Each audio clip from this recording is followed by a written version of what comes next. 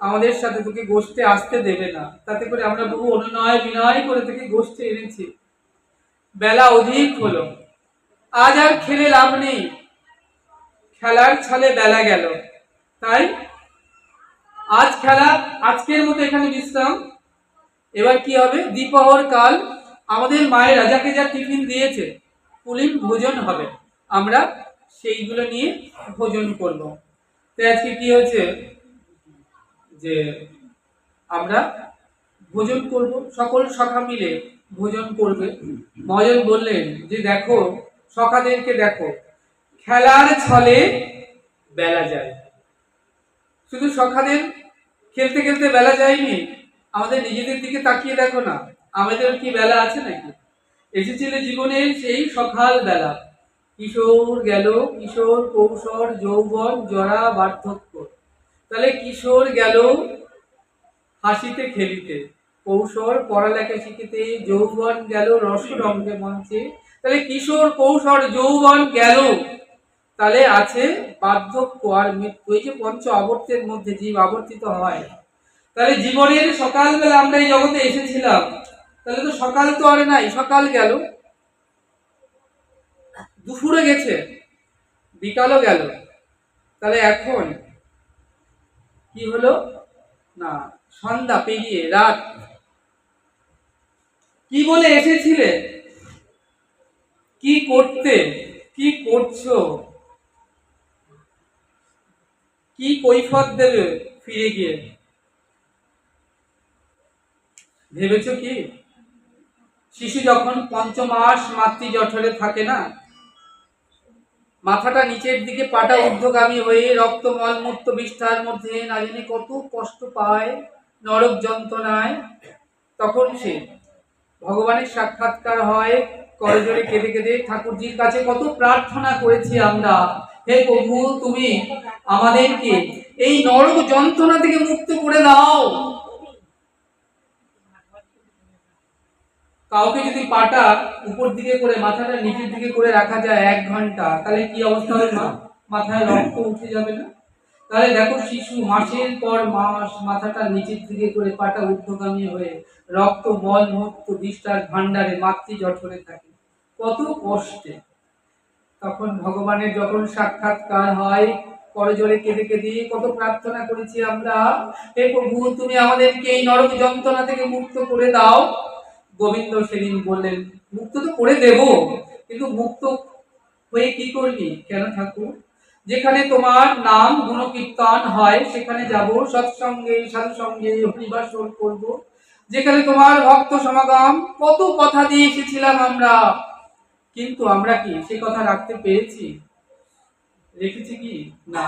আমরা সেদিনের সে কথা ভুলে গেছি। মায়ার জগতে পতিত হয়ে জীব যখন মাতৃজনি থেকে বেরিয়ে মায়ার জগতে পতিত হয়, তখন আমার মা, আমার বাবা, আমার ভাই, আমার ব্রাদার, আমার আর আমিত্বের মধ্যে দ্বীপ মেতে রয়।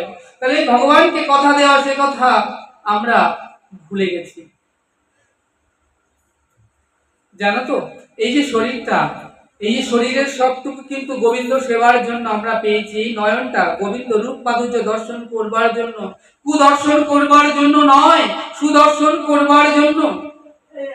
এই কর্ণটা কেন পেয়েছি? গোবিন্দ লীলা কথা শুনবার জন্য। বদনটা পেয়েছি গোবিন্দ রূপ মাধুর্য লীলা কথা গুণ কীর্তন করবার জন্য, কৃষ্ণ প্রসাদ সেবা করবার জন্য। হস্তটা পেয়েছি পুষ্প চয়ন করব, মালা গাঁথবো, মন্দির মার্জনা করব। চরণটা সৎসঙ্গে সাধু সঙ্গ যাব, তীর্থ আদি গমন করব, এই দেহটা দিয়ে ভক্ত দেহ আলিঙ্গন করব।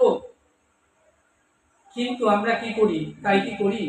আমাদের খারাপ কিছু দেখতে, চোখ খারাপ কিছু দেখতে বেশি পছন্দ করে, কান খারাপ কথা শুনতে বেশি পছন্দ করে, মুখ খারাপ কথা বাজে কথা বলতে বেশি পছন্দ করে।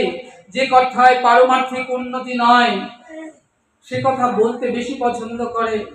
মহাজন বললেন, ও মন কেন বা আইলি ভাবে, এমন দুর্লভ মনুষ্য জন্ম পাইয়া, হরিনা ভজিবি মানুষ হইবি কবে।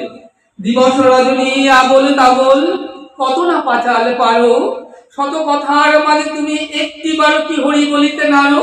জেনে রেখো, যে কথায় আমার গৌর নিতাই নাই, যে কথায় আমার প্রেমময়ী রাধারানী নাই, যে কথায় কৃষ্ণ কথা নাই, সে কথা যেন ব্যাঙের গ্যাঙর গা। বর্ষাকালে দেখবে ব্যাঙ ডাকতে থাকে ডোবা সরোবরে, গ্যাঙর গা গ্যাঙর গা। ব্যাঙের সেই ভাষা একজনই বোঝে, সর্প। সর্প বুঝে যায় ব্যাঙটা কোথায় আছে, খপ করে এসে তাকে গিলে খেয়ে নেয়। মহাজন বললেন, কত সংসারের আর কথা বলবি বল, সারাদিন কত কথা বলবি বল। আমাদের ঘাড়ের পাশে নিঃশ্বাস ফেলছে, এই বুঝি তুলে নেয়। তাহলে আমরা সংসারতে কেন এসেছি? জীব সংসারে আইন কৃষ্ণ ভজিবার তরে, কৃষ্ণ ভজন করবো বলেই এই যে দুর্লভ মনুষ্য দেহটা পেয়েছি, এই যে ভজনযোগ্য দেহটা পেয়েছি। এমন দুর্লভ ভজনযোগ্য দেহ আর হয় কি না হয়? তাহলে আমরা এমন ভজনযোগ্য দেহ কি পেয়ে কি করছি?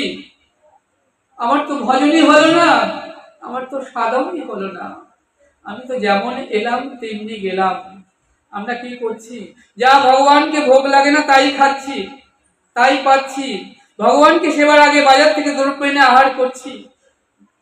প্রথম ফলটি সিজনের বাজার থেকে এনে ভগবানকে ভোগ লাগিয়ে যদি তুমি না লাগিয়ে খাও, তাহলে চৌর্য বৃত্তি করা হয়। ভগবানকে প্রথম জিনিসটা এনে ভোগ লাগিয়ে তারপর সেবা পাও।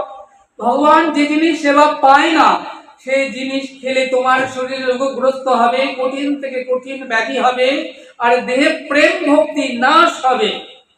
দেখো, তোমার কাছে যদি অনেক টাকা গয়না অলংকার থাকে, তুমি কি করো? তাকে যত্ন করে সুরক্ষিত করে রাখো না?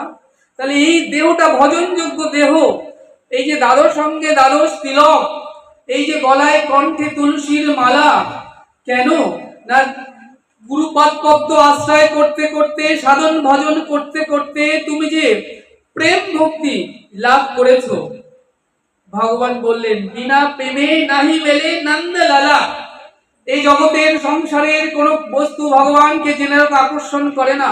যত ছেলে ভোগ দাও, যত কিছু অনুষ্ঠান করো, যতক্ষণ না তোমার হৃদয়ে প্রেম হবে, শুদ্ধা ভক্তি, শুদ্ধ অন্তরকরণে তুমি যখন প্রেম হবে, ওই প্রেমটা ভগবানকে আকর্ষণ করে। ফুল যখন কড়ি থাকে না, কোনো ভ্রমর ফুলে এসে বসে না। ফুল যখন পুষ্পিত হয়, পাপড়িগুলো ছড়িয়ে দেয়, ওই সুন্দর ফুলের যে সৌন্দর্য হয়, তখন তার বক্ষে মধু জন্মায়। আর তখন কি হয়? অলি ছুটে এসে ফুলের বক্ষে বসে গুনগুন করে কত ভালোবাসার গান গায়। ওই ফুলের বক্ষ থেকে মধু আহরণ করে মধু খেয়ে উড়ে যায়, উড়ে এসে মধুমত্ত হয়। তেমনি গুরুপদ পদ্ম আশ্রয় করে এই যে দেহটা, গুরুদেব যে কৃষ্ণ মন্ত্র দিয়েছেন কর্ণে, এই মন্ত্রটাকে যে বীজ তুমি পেয়েছো, সেই বীজটাকে যদি অঙ্কুরোদ্গম না করতে পারো, তাহলে কিন্তু বলবেন আমি তো গুরুপাদ পদ্ম আশ্রয় করেছি, তাতে কি হলো? গুরুপাদ পদ্ম আশ্রয় করলে কিচ্ছু হয় না। কি হলো? গুরুদেব একটা মন্ত্র দিয়েছে, একটা দামি বীজ পেলে এখানে ফেলো তো দেখি গাছ হয় কিনা। তাহলে তোমার জমিটাকে আগে উর্বর করতে হবে, আগাছা তুলে ফেলতে হবে, সার জল দিতে হবে, তবে ওই দামি বীজটাকে সেখানে রোপণ করতে হবে। উপযুক্ত পরিবেশে অঙ্কুরোদ্গম হবে। কিছুটা হলো, গরু ছাগলে খেয়ে যেতে পারে, তাকে বেড়া দিতে হবে, বড় করতে হবে, তবে ফল ফুল ছায়া তোমাকে দেবে। তাহলে গুরুদেব প্রদত্ত বীজ মন্ত্র তোমাকে কর্ণপটে দিয়েছে, যে মন্ত্র তোমার হৃদয়ে অহর্নিশি কৃষ্ণ নাম করতে হবে। নিত্য সিদ্ধ কৃষ্ণ নাম সাধ্য কবু নয়, শ্রবণাদি শুদ্ধ চিত্তে করো উদয়। তাহলে হৃদয়ের মধ্যে গুরুদেব যে মন্ত্রটা বীজটা দিলেন, তোমার হৃদয়কে তুমি ধারণ করেছো। তাহলে আমার যে হৃদয় ভূমিটা কাম কামনা বিষয় বাসনা লোভ লালসায় ভরা, আগাছা জঞ্জালে ভরা অনুর্বর ভূমি হলোই বা দামি বীজ। তাহলে কি করতে হবে? আগে সেই সকল আগাছাকে তুলে ফেলতে হবে। চাষিকে দেখবে আগে আগাছা পরিষ্কার করে জমি নাঙল দেয়, সার দেয়, জল দেয়, তবে উর্বর করে, তবে বীজ দেয়, তবে অঙ্কুরোদ্গম হয়।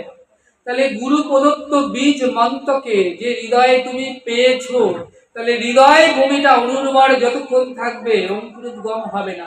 কেমন করে বুঝবে তোমার সাধন হচ্ছে কি ভজন হচ্ছে কি হচ্ছে না? কেমন করে বুঝবে? বুঝবার একটা উপায় আছে। সন্ধ্যা হলেই কি তোমার হরিবাসরে যেতে ইচ্ছে করে? ভাগবত আসরে কৃষ্ণ কথায় যদি ইচ্ছে করে, যদি ইচ্ছে করে তাহলে বুঝতে হবে তোমার তৃষ্ণা জেগেছে। আমাদের যেমন তৃষ্ণা লাগলে আমরা জল খুঁজবো, মনে করো বারাসাত থেকে মেয়ের বাড়ি চলেছো বর্ধমান, অনেক দূরের পথ, 3-4 ঘন্টা, 2.5-3 ঘন্টার রাস্তা। তুমি যখন চলেছো জলটা নিতে ভুলে গেছো, গ্রীষ্মকাল, গলাটা শুকিয়ে কাঠ হয়ে গিয়েছে, তুমি ভাবছো একটু জল কোথায় পাই, একটু তৃষ্ণায় গলাটা শুকিয়ে গিয়েছে, তাহলে তখন তুমি কি করবে? জল খুঁজবে। তাহলে ট্রেনটা যখন একটা স্টেশনে দাঁড়ালো, নেমে সঙ্গে সঙ্গে একটা জলের বোতল কিনে নিয়ে একটু গলায় ঢাললে, মনে হলো কত জল তো কত খাই, কিন্তু আজ যেন এটা আমার কাছে অমৃত লাগছে। কেন? না তোমার তৃষ্ণা জেগেছিল। তা যতক্ষণ না তোমার হৃদয়ে কৃষ্ণ তৃষ্ণা জাগবে ততক্ষণ তোমার হরি কথা ভালো লাগবে না, হরি বাসরও ভালো লাগবে না। কেন? না এর আগে 84 লাখ জনি ধরে আমরা কি করেছি? বিষয়কে ভোগ করেছি, আমাদের মন মতি বিষয়ের মধ্যে ডুবেছিল। তাহলে বিষয় থেকে আমাদের মন মতিকে তুলে কৃষ্ণ চরণে রাখতে গেলে এত সহজ তো নয়। দেখো মা, গোবিন্দ চরণের সঙ্গে সংযুক্ত করতে গেলে একটি বস্তু চাই, খুব ধ্যান দেবে। মন মতি এদের সর্বশ্রেষ্ঠ একটি বস্তু আছে, সেটা হচ্ছে মন মতি। মতি শব্দের নারী। কোন নারীকে যদি সময় থাকতে থাকতে তাকে বিয়ে না দিয়ে যদি স্বামী গিয়ে না পাঠাও, তবে সে চরিত্র খারাপ হয়ে যেতে পারে, সে কুপথে চলে যেতে পারে। তাহলে সময়ের মধ্যে তাকে যখন সৎ পাত্রে পাত্রস্থ করতে হয়, যতক্ষণ না হয় বাবা মার কি থাকে মা? চিন্তা থাকে। তেমনি আমাদের দেহ ঘরে খুব ধ্যান দেবে, মন মতি, এই মতি হচ্ছে নারী। একে যতক্ষণ না তুমি গৌর বিশ্বাম্বরের চরণে নিবেদন করছো, আমার গোবিন্দ চরণে সম্পূর্ণভাবে স্যালেন্ডার করছে, কমপ্লিট স্যালেন্ডার, পরিপূর্ণ আত্মনিবেদন যতক্ষণ না তুমি করছো, ততক্ষণ এই মন মতি যদি কুপথে চলে যায়, তাহলে তাকে ফেরানো কিন্তু বড় দুষ্কর। তাই জন্য সময় থাকতে থাকতে সাধন করতে হবে, ভজন করতে হবে, সময় থাকতে থাকতে। তাহলে বলবেন আমি তো খুব সাধন করি, খুব ভজন করি। প্রভুজি আগের দিন একজন বলছিলেন, আমার এত কেন রাগ হয়, আমার এত একটুতে ক্রোধ কেন হয়, আমার মন কেন চঞ্চল, কেন বসতে ইচ্ছে করে না? বলে রাগ কেন হবে না তোমার? जैसे आहार সেই ব্যবহার, जैसे आहार সেই বিচার। তুমি যা খাচ্ছ তারপরে তোমার আহার, তারপরে তোমার ব্যবহার, তারপরে তোমার বিচার নির্ভর করবে। তুমি যদি এখন লঙ্কা খাও মা, তোমার কি খুব রসগোল্লার মতো মিষ্টি লাগবে? লাগবে না তো। লঙ্কা তো লঙ্কার মতো কাজ করবে। তাহলে এই জায়গাটা বোঝো। শাস্ত্র বললেন, শরীর অবিদ্যা জাল, জরেন্দ্রিয় তাহে কাল, জীবে ফেলে বিষয়ে সাগরে, তার মধ্যে জিহ্বা অতি লোভময়, সুদূর মতি তাকে যেতা কঠিন সংসারে। কৃষ্ণ বড় দয়াময়, পরিবারে জিহ্বা জয়, সপসাধান্না দিলা ভাই, সেই অন্নামৃত পাও, রাধা কৃষ্ণ গুণ গাও, প্রেমে ডাকো চৈতন্য নিতাই। তাহলে দেখো আমাদের যত ইন্দ্রিয়, আমাদের কটা ইন্দ্রিয়? পঞ্চ কর্মেন্দ্রিয়, পঞ্চ জ্ঞানেন্দ্রিয়, একাদশ ইন্দ্রিয় মন। তাহলে আমাদের ইন্দ্রিয়, এই প্রত্যেকটা ইন্দ্রিয়র আলাদা আলাদা আহার আছে। চোখের কাজ চোখ দেখা, কানের কাজ শ্রবণ করা, মুখের কাজ খাবার খাওয়া। তাহলে এই যে এক একটা ইন্দ্রিয়ের এক একটা কাজ, অন্য ইন্দ্রিয় যেমন তেমন জিহ্বাকে তোমাকে প্রতিনিয়ত আহারে দিতে হবে। তাহলে তুমি যদি জিহ্বাকে একটু কৃষ্ণ প্রসাদ দিতে পারো, বলেন এই শরীরটা অবিদ্যা জাল, অবিদ্যা মাকুসার জাল, জরেন্দ্রিয় তাহে কাল, জীবে ফেলে বিষয়ের সাগরে। বিষয়ের মধ্যে আমরা ডুবে রয়েছি, হাবুডুবু খাচ্ছি। তার মধ্যে জিহ্বা অতি লোভময় সুদূর মতি, তাকে যেটা কঠিন সংসারে। কৃষ্ণ বড় দয়াময়, পরিবারে জিহ্বা জয়, সপ্রসাদ অন্না দিলা ভাই, সেই অন্নামৃত পাও, রাধা কৃষ্ণ গুণ গাও, প্রেমে রাখো চৈতন্য নিতাই। তাহলে কি বললেন? তুমি যদি জিহ্বাকে জয় করতে চাও, তাহলে একটু কৃষ্ণ প্রসাদ সেবা করতে হবে তোমাকে। ভগবানকে ভোগ লাগিয়ে তুলসী দিয়ে প্রসাদ সেবা করতে পারবে। প্রসাদ যখন সেবা করবে তখন তোমার ইন্দ্রিয়গুলো বশীভূত হবে তোমার। দেখবে ভয়ানক বিষধর সর্প একটা শেকড় হাতের মধ্যে নিয়ে সাপুরি মাথায় হাত দিচ্ছে, গায়ে হাতে দিচ্ছে, গলায় পেঁচাচ্ছে, সাপ মাথা তুলবার ক্ষমতা নাই। কেন? সে অবশ হয়ে গেছে তার শরীরটা। কেন? ওই যে হাতের মধ্যে যে শেকড়টা রয়েছে, তাহলে কৃষ্ণ প্রসাদ, তাই বলছে মা কৃষ্ণ প্রসাদ তোমাকে সেবা করতে হবে। আর যারা গুরুপাদ পদ্ম আশ্রয় করেছো জেনে রেখো, তাদের কণ্ঠে অবশ্যই তুলসী মালা ধারণ করতে হবে। তিনি যদি সদ্গুরু হয়ে থাকেন তবে তোমাকে সৎ আচরণ, সৎ শিক্ষা, সৎসঙ্গ দেবেন।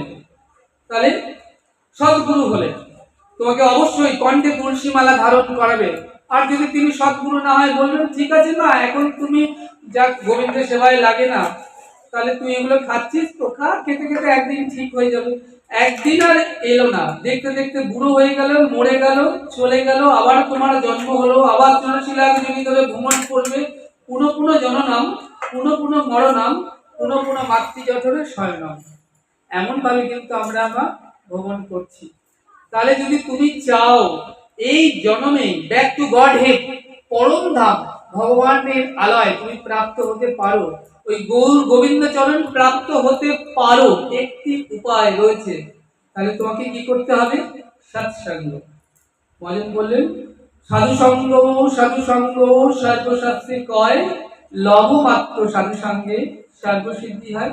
কোন ভাগ্যে কারণে যদি শ্রদ্ধা হয়, কে সাধু সঙ্গ করবে? বলেন কোন ভাগ্যে কারণে যদি শ্রদ্ধা হয় তবে সেজন্য সৎসঙ্গ, সাধু সঙ্গ করায়। খুব ধ্যান দেবে। সাধু সঙ্গ হইতে হয় শ্রবণ কীর্তন, শ্রবণ কীর্তন হইতে হয় অনর্থ নিবর্তন। জীবের অনর্থ নিবর্তিত হইলে জীবের নিষ্ঠা হয়, নিষ্ঠা হইতে শ্রবণার্থে রুচি উপজয়, রুচি হইতে সেই ভক্তের হবে আসক্তি প্রচুর, আসক্তি হইতে চিত্ত জন্মে কৃষ্ণ প্রীতির অঙ্কুর, সেই অঙ্কুর গালে হলে ধারে প্রেম নাম, সেই নামই জীবের শ্রদ্ধানন্দ ধাম। নিতাই